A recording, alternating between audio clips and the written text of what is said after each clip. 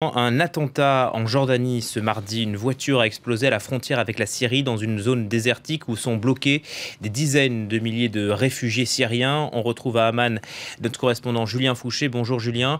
6 soldats jordaniens ont été tués, 14 blessés par cette attaque.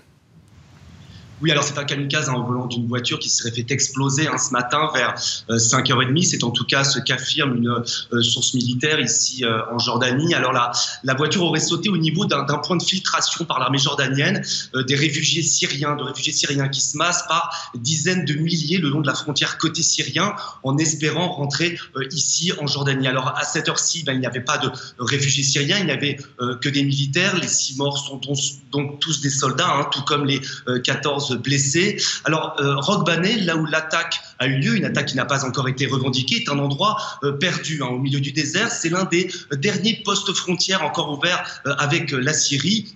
Et c'est là-bas que les réfugiés syriens rentrent vraiment au compte-gouttes, puisque l'armée jordanienne craint de plus en plus une infiltration de combattants de l'organisation État islamique parmi eux.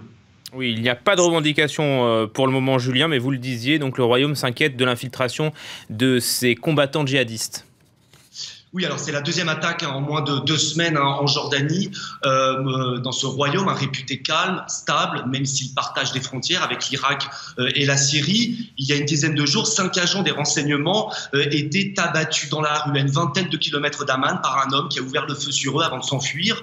L'attaque, là aussi, n'a pas été revendiquée, mais le gouvernement, lui, a parlé d'attaque terroriste. Et au mois de mars, l'armée jordanienne a démantelé une cellule affiliée au groupe État islamique après des heures de combats de rue à Irbid, la grande ville du nord du pays, donc du jamais vu ici en Jordanie. La cellule d'une vingtaine de combattants projetait des attaques dans tout le pays et plus particulièrement sur un hôpital militaire. Alors il faut rappeler que la Jordanie est un allié incontournable de la coalition contre Daesh. C'est de son territoire que décollent les chasseurs bombardiers américains, français, belges, jordaniens pour aller frapper les positions du groupe État islamique en Irak et en Syrie.